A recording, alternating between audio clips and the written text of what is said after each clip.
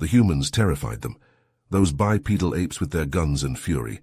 Lyra cowered as her mentor reviewed their failed mission. "We've witnessed it ourselves, Elder Zorel," Lyra whispered. Her lavender skin paled to a chalky grey, a mix of fear and shame. "We stood before their leader, the one they called Justin Parker. I warned him, warned all the humans. Pull back from Rizian claimed territory, or our fleets would scorch their colonies until only ash remained." Zorel's jaw tightened, and... Parker laughed. He said no alien would dictate humanity's expansion. Lyra gripped her chair, knuckles nearly white. The human smiled, but his blue eyes stayed cold. He said the Rizian Empire could cower behind its borders. Meanwhile, mankind would spread amongst the stars. Any aggression would be crushed without mercy. Lyra paused, shivering. "I sensed it, Elder. A sheer, overwhelming presence, the power of the human race. It radiated from him, from all of them, like a blast front. I've never felt so insignificant, so powerless before." The elder statesman paced, purple robes swishing. Millions would die if war ignited with Earth. Entire worlds razed. The Rizian species, perhaps snuffed out after millennia. All because one upstart race refused to yield. Zorel closed his eyes. He would need to inform the Galactic Council. Immediately. The humans could shatter the balance of power if left unchecked. Measures must be taken, even unthinkable ones. The Rizian Empire had stood for eons. It would not fall to mankind. Zorel sat back in his chair, pondering Lyra's words. He steepled his fingers, his eyes distant as memories from decades ago resurfaced. "Your encounter with the human leader, Parker, reminds me of a pivotal moment in our history," he began, his voice taking on a reflective tone. "It was during the first contact between the Rizian Empire and the humans at the Galactic Council Summit." Lyra leaned forward, her interest piqued. "I've heard stories of that meeting, but I was too young to remember the details." Zorel nodded, a faint smile playing on his lips. "I was a young diplomat then, eager to witness the introduction of a new species to the galactic stage. The human representative, a woman named Elizabeth Carlyle, stood before the council, surrounded by beings that dwarfed her in size and strength." He paused, his gaze meeting Lyra's. "But her presence, Lyra, it filled the room. When she spoke, her voice carried a strength and conviction that belied her small stature. Carlyle declared, in no uncertain terms, that humanity would not accept a subordinate role in the galactic community. They demanded to be treated as equals, and she made it clear that any attempt to undermine their sovereignty would be met with unwavering resistance." Lyra's eyes widened. "How did the council react?" Zorel chuckled, a hint of admiration in his voice. "At first, many of us dismissed her words as empty bravado. We believed that the humans would soon learn their place, that they would bend to the will of the more established races. But as time passed, we began to see the depth of their resolve, their refusal to compromise their principles, even when faced with seemingly insurmountable odds." Lyra sat back, absorbing Zorel's words. She realized that the humans' reputation for tenacity and defiance was not a recent development, but rather a core aspect of their nature, present from the very beginning of their interactions with the wider galaxy. Zorel nodded thoughtfully as he absorbed Lyra's words, the weight of humanity's influence on the galaxy becoming increasingly apparent. "Speaking of the humans' remarkable resilience and compassion," Lyra continued, her voice lowering as if sharing a confidential tale, "have you heard about the incident during Parker's recent trade negotiations on Rissia?" The elder statesman leaned forward, his interest piqued. "I've heard whispers, but nothing concrete. Please enlighten me." Lyra took a deep breath, recalling the shocking events that had transpired. "As you know, Parker and his delegation were invited to our homeworld to discuss a potential trade agreement. However, during the negotiations, a group of Rizian extremists launched a brazen attack on the meeting hall." Zorel's eyes widened, his brow furrowing with concern. "An attack on our own soil?" "Yes," Lyra confirmed, her voice tinged with a mix of disbelief and admiration. These extremists, opposed to any dealings with outsiders, intended to kill the human delegates and send a message to the galaxy that Rhesia would not be bullied into submission. She paused, allowing the gravity of the situation to sink in. In the chaos of the attack, Parker and his team managed to not only survive, but also neutralize the attackers. They used a combination of quick thinking, advanced technology, and sheer determination to overcome the odds. Zor-El listened intently, his respect for the humans growing with each passing moment. "Remarkable," he murmured, "but not entirely surprising given what we know of their tenacity." Lyra nodded, her voice softening as she recounted the most astonishing part of the tale. "What truly sets them apart, Elder, is what Parker did next. Despite being wounded in the attack, he personally shielded our negotiators from harm, risking his own life to protect those who had been his adversaries just moments before." The elder statesman sat back, his eyes wide with astonishment. "Such selflessness and bravery," he mused, "are rare traits indeed, especially in the cutthroat world of galactic politics." "The incident has sent shockwaves through our government," Lyra added, her tone grave. "Many are now questioning whether our hardline stance against the humans is truly in our best interests, given their demonstrated capacity for both strength and compassion." Zor-El stroked his chin, his mind racing with the implications of this revelation. The humans, it seemed, were not only a force to be reckoned with, but also a potential ally in the face of adversity. As he pondered the future of Rhesian-human relations, he couldn't help but wonder what other surprises humanity had in store for the galaxy. Zor-El leaned forward, his expression serious as he shared another story that had been circulating among the elder statesmen of the Rhesian Empire. "Have you heard about the ISS Endeavour incident, Lyra?" he asked, his voice low and somber. Lyra shook her head, her curiosity piqued. "No, Elder, what happened?" The elder statesman took a deep breath before beginning his tale. "The Endeavour, a human exploration vessel, came across one of our colony worlds on the fringes of Rhesian space. The colony had been devastated by a mysterious plague and was on the brink of collapse, cut off from any support." Lyra's eyes widened, her heart sinking at the thought of their people suffering alone in the vastness of space. "What did the humans do?" she asked, almost afraid to hear the answer. Zor-El's expression softened, a glimmer of admiration in his eyes. Captain Jonathan Hawkins, the commander of the Endeavour, made a decision that stunned us all. Despite the risk of infection and the fact that we were technically adversaries, he diverted his ship's course to offer assistance to our stricken colony. Lyra listened in amazement as Zor-El described how the human medical teams worked tirelessly to treat the infected Rhesians. They used their advanced medical technology and knowledge to develop a cure for the plague in record time, saving countless lives in the process. "What's even more remarkable," Zor-El continued, "is that the humans freely shared their discovery with our authorities. They asked for nothing in return, no concessions or favors, simply handing over the cure and the knowledge to produce it." Lyra sat back, stunned by the humans' selflessness. "They could have used this as leverage against us to gain an advantage in our ongoing tensions," she mused, her mind racing with the implications. Zor-El nodded, his expression thoughtful. "Indeed, they could have, but they chose not to. This act of generosity and selflessness has left our leadership reeling. We're not used to dealing with races that put the welfare of others above their own interests, especially in the face of potential conflict." Lyra realized that the humans' actions in the Endeavour incident were a powerful demonstration of their values and their willingness to help others, even those they might consider enemies.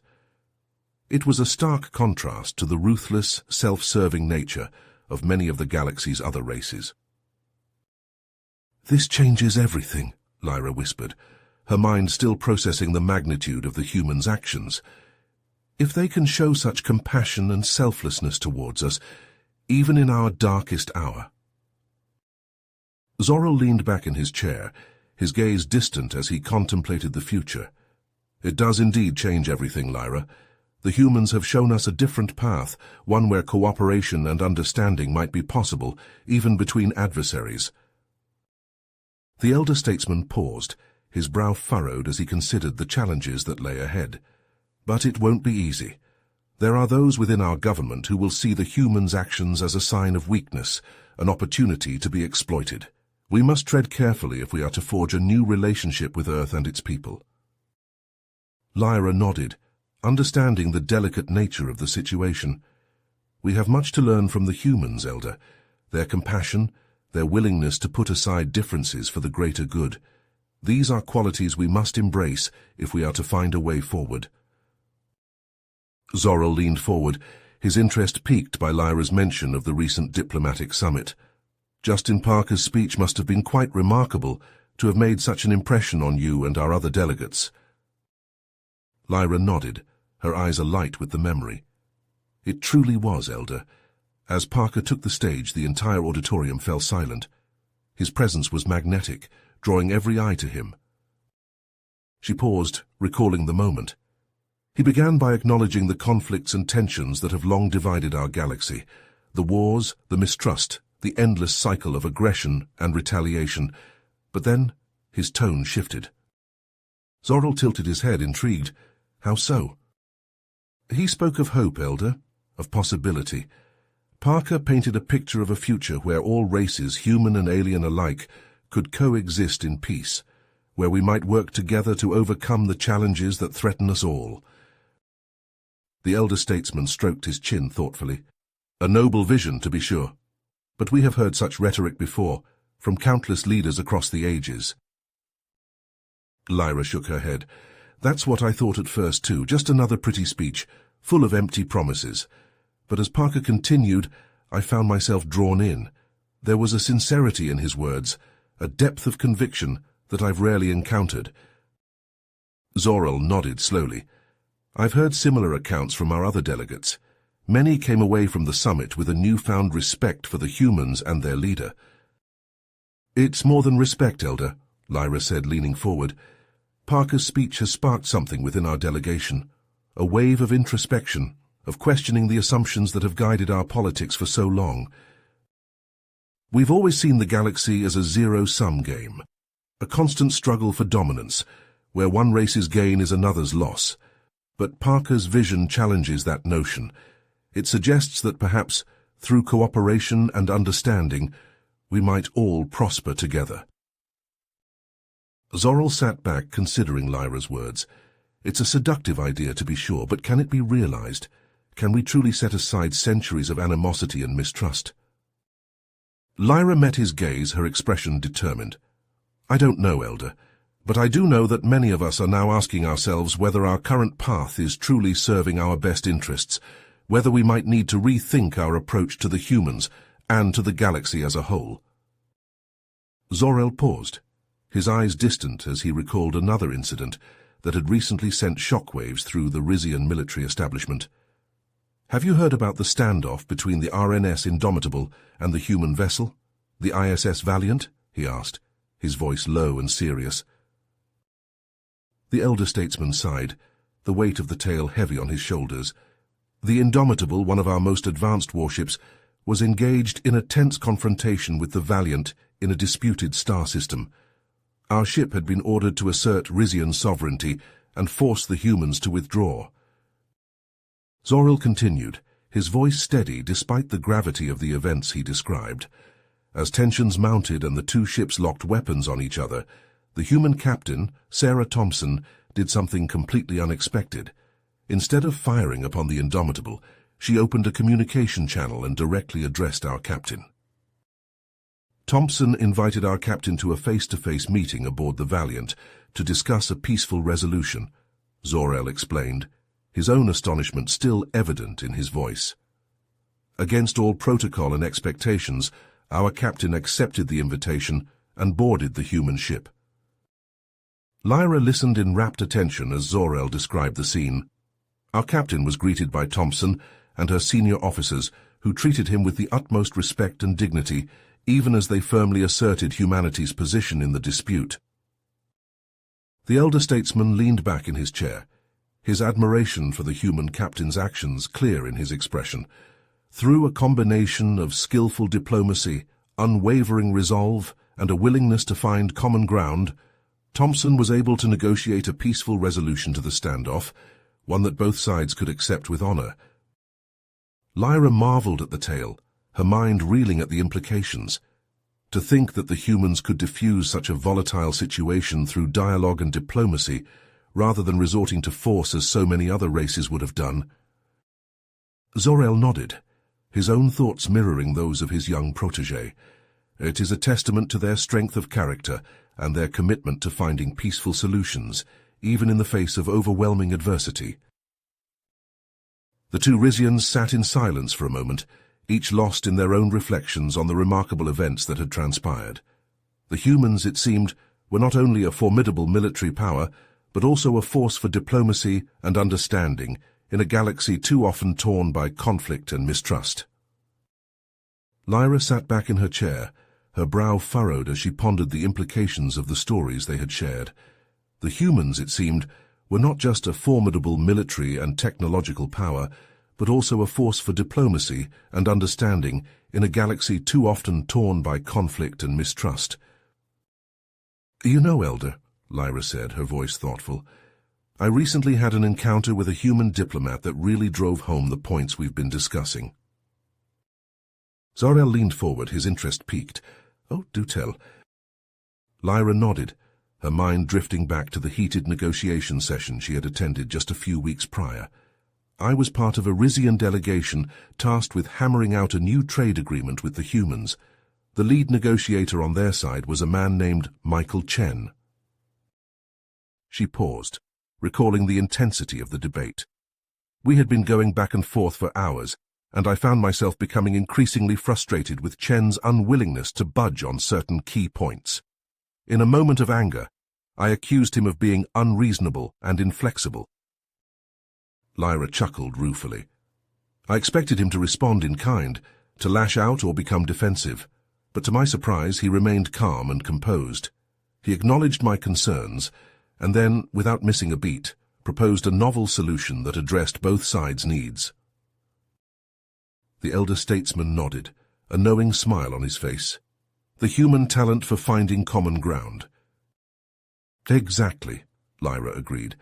Through patient and skillful negotiation, Chen was able to find a middle ground that allowed the trade agreement to move forward, while also ensuring that our concerns were properly addressed. She shook her head, still marveling at the memory. "I came away from that encounter with a newfound respect for Chen and the human approach to diplomacy. They seemed to prioritize finding mutually beneficial solutions over scoring short-term victories." Zor-El stroked his chin thoughtfully. "I've heard similar stories from other diplomats who have dealt with the humans. It's a stark contrast to the zero-sum mentality that has long dominated galactic politics." Lyra nodded, her expression pensive. "It makes me wonder, Elder. Perhaps the humans' success on the galactic stage isn't just due to their military and technological prowess, but also to their ability to build bridges and find common ground, even in the face of conflict and disagreement." The elder statesman sat back in his chair, his gaze distant as he considered Lyra's words. "It's a compelling thought, isn't it, that perhaps by embracing a more cooperative approach, we might all benefit in the long run?" Lyra leaned forward, her eyes alight with a new sense of possibility. "Imagine what we could achieve, Elder, if we were to take a page from the human playbook, if we were to focus our energies on finding win-win solutions, rather than constantly jockeying for position and advantage." Zor-El smiled, his expression a mix of hope and determination. "It would be a revolutionary shift, to be sure, but one that could reshape the galaxy for the better, if we have the courage to embrace it." The two Rizians sat in silence for a moment, each lost in their own thoughts about the potential for a new era of cooperation and understanding between their people and the humans. As the two Rizians sat in contemplative silence, Lyra's eyes suddenly lit up with excitement. "Elder, have you heard about the latest scientific breakthrough from the humans?" she asked, leaning forward eagerly. Zor-El raised an eyebrow, intrigued. "No, I haven't. What have they accomplished now?" Lyra grinned. "A team of human researchers led by a brilliant scientist named Dr. Samantha Nakamura has developed a revolutionary new form of faster-than-light communication. They're calling it the Quantum Entanglement Communication System, or QECS for short. The elder statesman's eyes widened. Faster-than-light communication? How is that possible? It's based on the principles of quantum entanglement, Lyra explained. The QECS allows for instantaneous communication across vast distances, completely eliminating the delays and limitations of our current methods. Can you imagine the implications, Elder? Zor-El nodded slowly, his mind racing with the possibilities. It could change everything. The way we interact with other races, the speed at which information is shared. It could bring the galaxy closer together in ways we never thought possible. Lyra beamed. Exactly.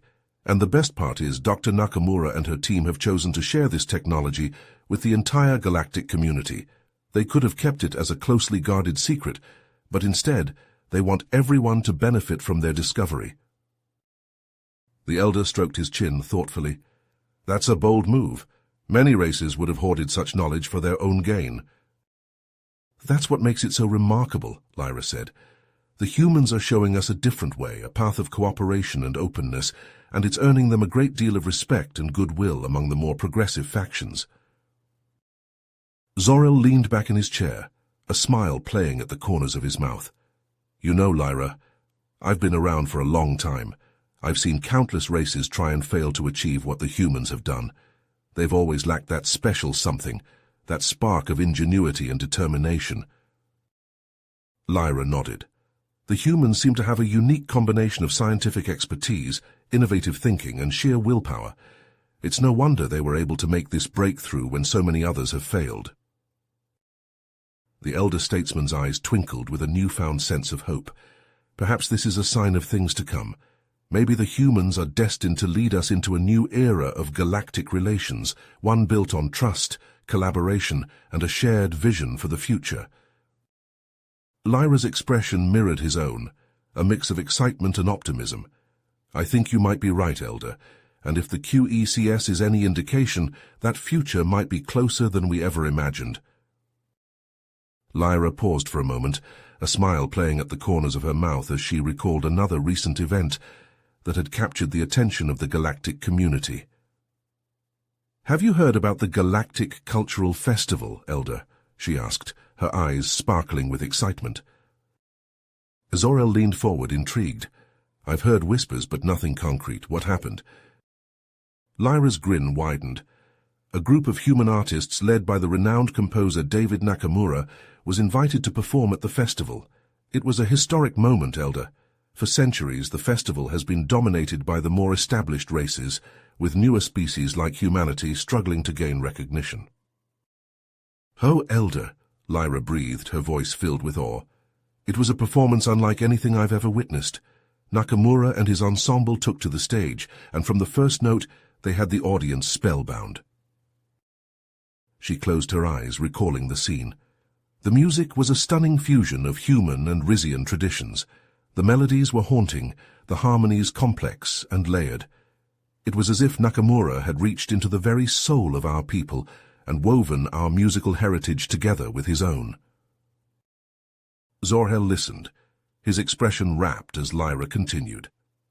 As the final notes faded away, the entire auditorium erupted into a standing ovation. I saw Rizians, proud and stoic, openly weeping at the beauty and emotional power of the performance. The elder shook his head, amazed. To think that a human ensemble could evoke such a response from our people, it's unprecedented. Lyra nodded, her expression serious. It's a testament to the growing influence and cultural impact of humanity on the galactic stage, Elder. For so long, we've viewed them as upstarts, as a species to be reckoned with but not truly respected. But now, with this performance, they've shown us the depth and richness of their artistic traditions. Zor-El stroked his chin thoughtfully. And the implications of this, Lyra, what do you see happening now? I think this is just the beginning, Lyra replied, her voice filled with conviction. The success of Nakamura's ensemble has sparked a wave of interest in human culture and art across the galaxy.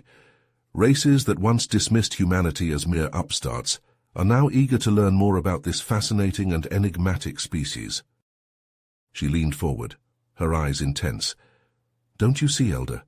This cultural exchange, this sharing of art and music and ideas, could be just as important as any technological or diplomatic breakthrough in terms of fostering greater understanding and cooperation between humanity and the other races of the galaxy."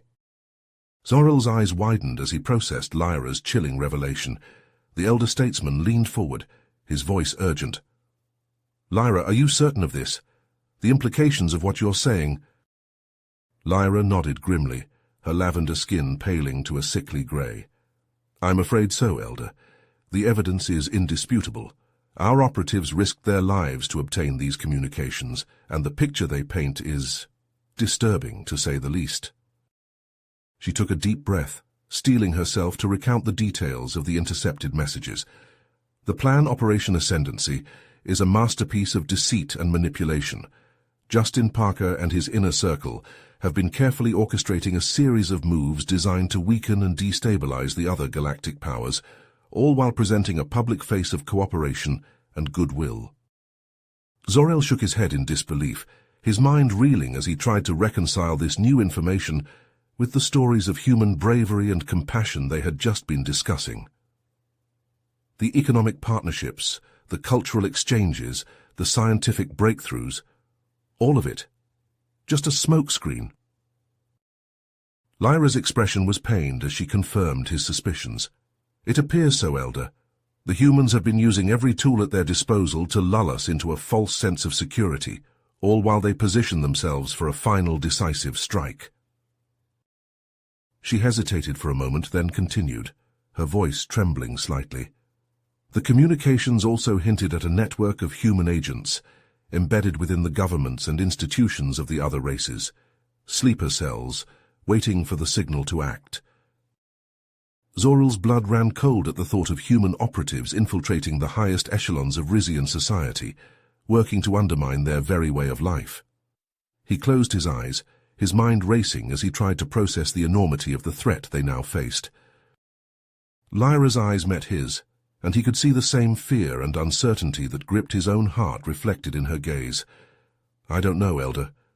The Rizian leadership is divided on the best course of action. Some argue for a preemptive strike, to eliminate the human threat before they can put their plan into motion. Others counsel caution, believing that we must play along with the charade, at least for now, while we search for a way to counter Operation Ascendancy from within." Zorel nodded slowly, his mind already turning over the possibilities, weighing the risks and rewards of each potential path forward. He knew that the decisions they made in the coming days and weeks could shape the fate of the galaxy for generations to come. As their conversation drew to a close, Lyra and Zorel sat in silence, each lost in their own thoughts. The future, once so bright with the promise of a new era of cooperation and understanding between the races of the galaxy, now seemed shrouded in darkness and uncertainty. And at the center of it all, the humans, their true nature finally revealed. Not the brave, compassionate, and innovative species they had presented to the galaxy, but something far more sinister and dangerous, a race driven by an insatiable hunger for power and domination, willing to use any means necessary to achieve their goals. Zorel shivered, a cold sense of dread settling in the pit of his stomach, as he contemplated the challenges that lay ahead. The true power of humanity, he realized, lay not in their strength or wisdom, but in their terrifying capacity for deception and ruthless ambition. You have reached the end of the story. If you enjoyed this story and want to support us, please leave a like and subscribe to our channel, and for every comment that says 88, I will heart every single one of them. Thank you for your time.